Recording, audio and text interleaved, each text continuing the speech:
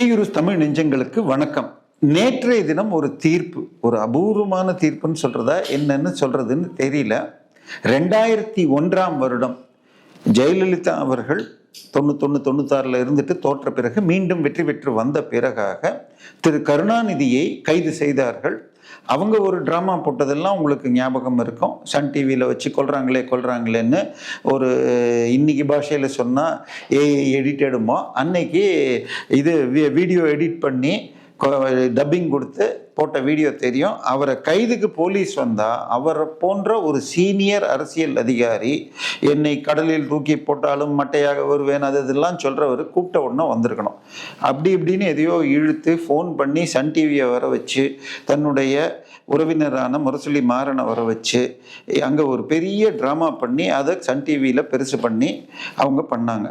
இதை வைத்து கொண்டு தமிழ்நாடு முழுவதும் கலவரங்கள் தூண்டப்பட்டன. ஸோ அப்படி தூண்டிய நேரத்தில் மதுரையில் 3 நபர்கள் பொது சொத்துக்கு சேதம் விளைவித்தார்கள் என்று சொல்லி நேற்றைய தினம் 3 பேருக்கு 4 வருடம் தண்டனை கிடைச்சிருக்கு. இப்போ இந்த மாதிரி ஒருவர் உங்களுக்கு இது பண்ணிட்டு தப்பு பண்ணிட்டு எத்தனை வருஷம் கழிச்சு தண்டனை கொடுப்பாங்க? இதுக்கும் நாளைக்கு ஸ்டே எடுத்தாங்கன்னா என்ன பண்ணுவீங்க? DMK man Maran jail for protesting arrest of Murasoli Maran and Karunanidhi for 25 years ago.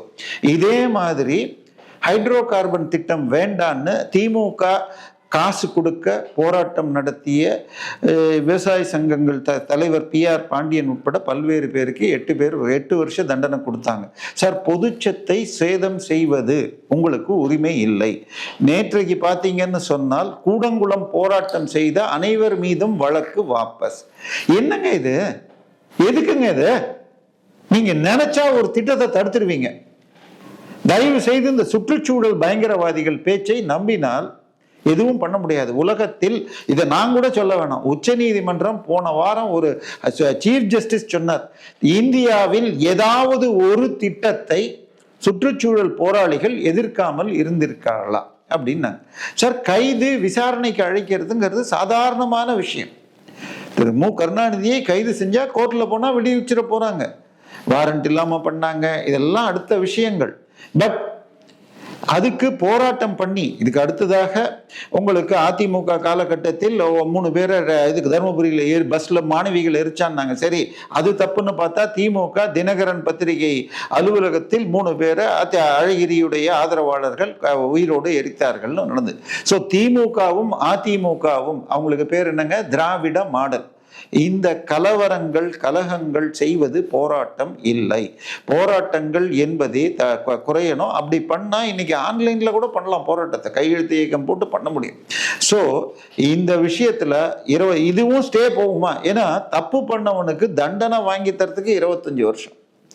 அதன் பிறகு அவன் திருப்பி அதுக்கு ஸ்டே வாங்கிட்டு இன்னொரு 25 வருஷம். அப்ப அதுக்கப்புறம் கோர்ட் எப்படி வேலை செய்யும்?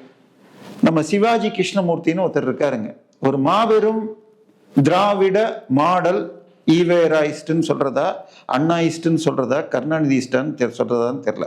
அவர் அப்படி வாயை திறந்தா நம்ம காதுல எல்லாம் நாட்டம் வரும்.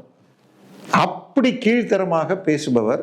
அவருக்கு 3 வருஷம் ஜெயில் தண்டனை கொடுத்தாச்சு, ஆனால் ஸ்டே வாங்கியாச்சு, வெளில தான் இருக்கார். இதுக்கு அடுத்தது பிஜேபி ஆபீஸ்ல போய் பெட்ரோல் பாம்பு போட்டு ஜெயிலில் இருந்தவனை ஜாமீன்ல கொண்டு வராங்க. அவன் ஜாமீன்ல வந்தவன என்ன செய்யறான்? பெட்ரோல் பாம்பு திருப்பி எடுத்துட்டு போய் கவர்னர் பங்களா மேல வீசுறான். எத்தனை வருஷம் அவனுக்கு? 8 வருஷம் ஜெயில். கருக்கா வினோத்னு பேர், கூகுள்ல போய் தேடிப்பாரு. இதாவது பரவாயில்ல, அவனை ஜாமீன்ல எடுத்தா பாருங்க, அது ஒரு பெண்மணி. அது யாருன்னா அவனுடைய 2வது மனைவியா.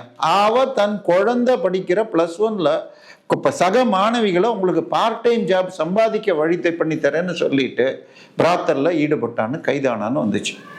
ஸோ இப்போ அவங்க வெளியில வந்துட்டாங்கன்னு வச்சுக்கோங்க. திமுகவை பொறுத்த வரைக்கும் கட்சிக்காரனை காப்பாத்துறதுங்கிறது சட்டம் நீதி நேர்மைக்கு அவுட் ஆஃப் கண்ட்ரோல். ஸ்டாலின் சொன்னது டெல்லிக்கு இல்லை, தமிழர் நன்மைக்கு எதிரானது திராவிடம், திமுக இன்னும் பர்டிகுலரா. ஸோ இப்போ இந்த தீர்ப்பு கருணாநிதி அரெஸ்ட் ஆனா இப்ப நீங்க குண்டர் சட்ட கைதில் கடந்த 5 ஆண்டுகளில் இந்தியால 100 பேர் கைதானா 54 பேர் தமிழ்நாட்டுலன்னு ஆயிருக்கு. அப்ப ஒவ்வொருத்தர் வீட்லயும் எப்படி எழுதிருப்பாங்க? வெறும் ஒரு பேச்சு பேசினா, ஒரு ட்விட்டரை, ஒரு யாரோ போட்ட ஒரு ஃபேஸ்புக்கை காப்பி பேஸ்ட் பண்ணதுக்காக கிட்டத்தட்ட 10 வருடங்களாக நண்பர் எஸ் வி சேகர் போராடிட்டு இருக்கார். அது இன்னும் சொல்ல போனால் அதை பத்தி கான்ட்ரவர்சி வந்தோன்னா அவர் டிலீட்டே பண்ணிட்டார். கடந்த வாரம் ஒரு தீர்ப்பு வந்திருக்கு ஹைகோர்ட்ல, ஒருவர் டிலீட் பண்ணிட்டா சப்சிக்வெண்டா எதுவும் பண்ண வேண்டாம். ஆனால் அதன் பிறகு திமுகவுடைய சில்லறைக்கு கூவும் பத்திரிகையாளர்கள் அவர் வீட்டுக்கு முன்னாடி எல்லாம் போய் போராடினார். அவர் அந்த இதுல ஷேர் பண்ணதுல என்ன பிரச்சனையாச்சுன்னா, அமெரிக்காவில் உள்ள ஒரு என்ஆர்ஐ போட்ட போஸ்ட்ல ஆதாரங்களோட இருந்த சில பகுதிகளை அவர் நீக்கிட்டார். மிச்சத்தை அவர் கட் பண்ணி போட்டதுலதான் பிரச்சனை. உள்ள முழுமையா போட்டிருந்தா கூட பிரச்சனை வந்திருக்கார். வெறும் போஸ்டுக்காக ஃபேஸ்புக், எக்ஸ் தளம், ட்விட்டர், இன்ஸ்டா அல்லது யூடியூப்ல பேசுறதுக்காக கைது செய்யக்கூடாது. ஆனால் அது போன ஆட்சியிலையும் செய்தாங்க, அதுக்கு முந்தின ஆட்சியிலையும் செய்தாங்க, இப்பொழுதும் தொடர்கிறது. மாரிதாசை கைது செய்ய பார்த்து வெளியில வந்திருக்காங்க. இப்பொழுது மிக மிக கீழ்த்தரமாக அவருக்கு சப்போர்ட் பண்ணி பேசுறதே எனக்கு கஷ்டமா இருக்கு. திரு முக்தார் அவர்கள் கைது, அவரோடு திருச்சி சூர்யா அவங்கெல்லாம் என்ன பேசினாங்கன்னா, அவங்கள எழுதக்கூடாது பேசக்கூடாதுன்னு தடை வாங்குங்க, அது வேற விஷயம். கிட்டத்தட்ட அவருடைய ஒரு இதுல எலெக்ஷனுக்கு முன்னாடி த்ரிஷா பக்கத்துல இருக்க இவர் ஜெட்டியை மாத்திரம் போட்டுக்கிட்டு விஜய் நிக்கிற மாதிரி போலீஸ்ட மாட்டிக்கிட்ட மாதிரி ஒரு தம்ப்நெயில ஒண்ணு பார்த்தேன். எனக்கு அந்த வீடியோ எல்லாம் பார்க்க என்னால முடியாது. அந்த அளவுக்கு கீழ்த்தரமாக பண்ணியிருக்கிறவர். பட் அதுக்காக கைது பண்ணாம வேறொரு வழக்கில் இப்ப பண்ணியிருக்காங்க. ஸோ நான் சொல்றது அதுல கூட அவருக்கு ரெஸ்ட்ரெயின் கொடுத்து, ஏன்னா அவர் விட்னஸை அழிக்க டேம்பர் பண்ண முடியாது, அவரால் சமூகத்துக்கு பாதிப்பு இல்லை, அவர் போஸ்டிங் தான் போடக்கூடாது, அந்த கண்டிஷனோட அவரையும் ஜாமீன்ல விடணும். ஆனால் கருணாநிதி கைது பண்ண தீ குளிக்கிறதுங்கிறது, தீ குளிச்சீங்கன்னா அந்த குடும்பம் எவ்வளவு பாதிக்குங்கிறது வேற விஷயம். ஆனால் சமூக சொத்துக்கு இது பண்ற ஒரு 3 பேருக்கு 3 வருஷ தண்டனை கிடைச்சிருக்கு. ஆனா அதுக்கு 25 வருடம் ஆயிருக்கு. இதுக்கும் நாளைக்கு ஸ்டே கொடுத்து இப்படி ஆச்சுன்னா என்ன பண்றீங்கன்னா, இன்னைக்கும் அந்த ஹைட்ரோ கார்பன் திட்டத்துல கிடைச்ச 5 பேருக்கும் நம்ம கொடுத்த ஞாபகம் அது ஸ்டேல தான் இருக்கு. தயவு செய்து நீதிமன்றங்கள் எந்த ஒரு ஸ்டே கொடுத்தாலும் அது 90 நாட்களுக்குள் அந்த அக்யூஸ்ட் போய் அந்த வழக்கிலிருந்து தன் மீது குற்றம் இல்லைன்னு விடுவிக்கும் வேலையை செய்தாரான்னு பார்க்கணும்.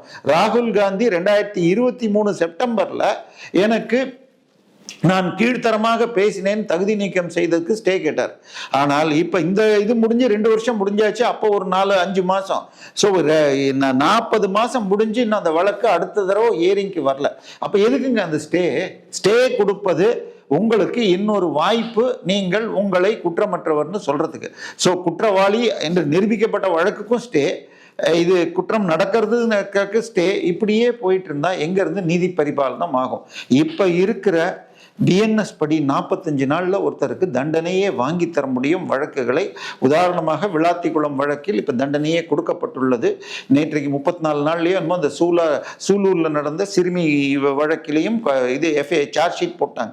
ஸோ நான் சொல்றது, இது போன்ற பொது சொத்துக்கு பாதகம் விளைவிக்கும் வழக்குகளை 45 நாள்ல முடிக்கணும். அப்பீல் பெண்டே ஸ்டே கொடுத்தா 90 நாள்ல அது ஃபர்தர் விசாரணையை முடிக்கணும். அதுக்கு மீறி ஸ்டே கொடுக்க கூடாது. இது திரு கருணாநிதி கைதுக்கு பப்ளிக் ப்ராப்பர்ட்டிக்கு இன்சல்ட்ஸ் பாதகம் செய்த மாறன் என்பவருக்கும் அவருடைய உதவியாளர்களுக்கும் 3 வருஷ ஜெயில் தண்டனை ஸ்டே கொடுக்காம இம்ப்ளிமெண்ட் ஆகணும். அதே மாதிரி சிவாஜி கிருஷ்ணமூர்த்தி வழக்கு அவர் கைதும் ஸ்டேல இருக்கு. எந்த ஒரு ஸ்டேயும் 90 நாள் என்று கொண்டு வரணும். ஏன்னா பொன்முடி அமைச்சராகிறதுக்கு ஸ்டே தடை இருந்து அது ஸ்டேல இருந்து அப்புறம் அதுக்கப்புறம் அவர் ஆபாசமாக திராவிட பாணியில பேசினார்னு ராஜினாமா பண்ணார். ஆனால் இன்னும் அந்த வழக்கு அப்பீலுக்கு முடியல. ஸோ எம்பி எம்எல்ஏ வழக்க வேகமா முடிக்கணும்னு எம்பி லாட்னு இருக்கு. ஸோ இந்த தீர்ப்பு நேற்றைக்கு வந்திருக்கிற தீர்ப்பு பொது சொத்துக்களுக்கு இது பண்றவங்களுக்கு தண்டனை என்பதை நிச்சயமாக இமீடியட்டாக இம்ப்ளிமெண்ட் பண்ணணும். இது மற்ற கேஸ்களுக்குள்ள ஸ்டேயும் ரிமூவ் பண்ணி எல்லாருக்கும் தண்டனை வாங்கி தரணும். ஏன்னா ஏதாவதுன்னு சொன்னா போராட்டம் பண்ண வீதிக்கு வாங்கினா மெரினா புரட்சின்னு பேசுறதெல்லாம், மெரினால புரட்சி இருந்தப்ப நான் ஐசிஎஃப்ல வீடு இருந்ததுங்க. என்னால பீச்சுக்கு அந்த பக்கம் போக முடியாது, பஸ் எதுவுமே ஐசிஎஃப்க்கு வரல, நான் போய் மவுண்ட் ரோட்ல ஏற வேண்டியிருந்தது நடந்துகிட்டு. சோ இது மாதிரி பொது இடத்தை ஆக்கிரமிச்சு போராட்டத்தின் பேரில் பொதுச்சத்துக்கு ஆபத்து செய்வதோ தடை செய்யப்பட வேண்டும். ஒரு நல்ல தீர்ப்பு, ரொம்ப லேட்டு. இதுக்கு ஸ்டே கொடுக்காம உடனடியாக இம்ப்ளிமெண்ட் பண்ணணும். நன்றி, வணக்கம்.